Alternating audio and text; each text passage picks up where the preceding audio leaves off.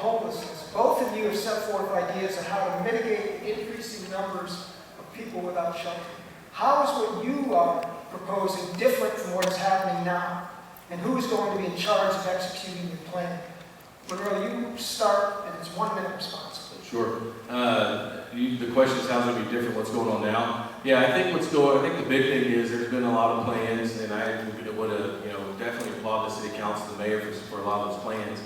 But it has to be activated, and I think it starts with an aggressive plan to up the beds for emergency shelters, so we can start an aggressive encampment decommissioning program. I know it's something that's been talked about, but we have to activate that. And so I would say, I think far too often we've been a little slow to get some things done.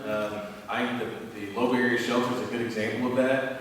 So it really is about activating those plans. And I think the plan that we have to end homelessness by 2030 is a reflection of activation and getting things done. Who's going to be in charge of it? I am going to appoint, it's online, I'm going to appoint a senior advisor on the issue of homelessness who's going to coordinate our citywide response to the issue, and that person will speak on behalf of the mayor when in meetings. So it will be somebody who reports directly to me, who has all the authority that comes with my office to make sure if we're working with service providers and nonprofits, that person is able to speak on behalf of the city. Tony? All right. Well, first of all, I've been working with developers to take the old juvenile center and turn it into a low barrier shelter.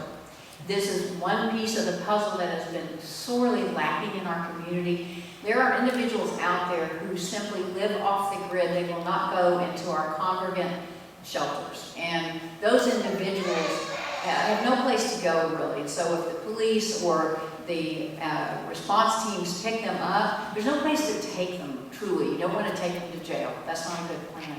So getting a low barrier shelter would be critical for our future. And we have a plan to get that open within about 6 months and sooner if these developers have their way. So it's a project, it's the old juvenile center. There's 60 individual rooms because some of these individuals they wouldn't come into a room with all these people. I've done a point in time count, so I'm familiar with some of these issues. I have a great plan that is working with philanthropy to get other housing out of the ground, but also to fix our permitting and inspections department so that it's easier to do this work.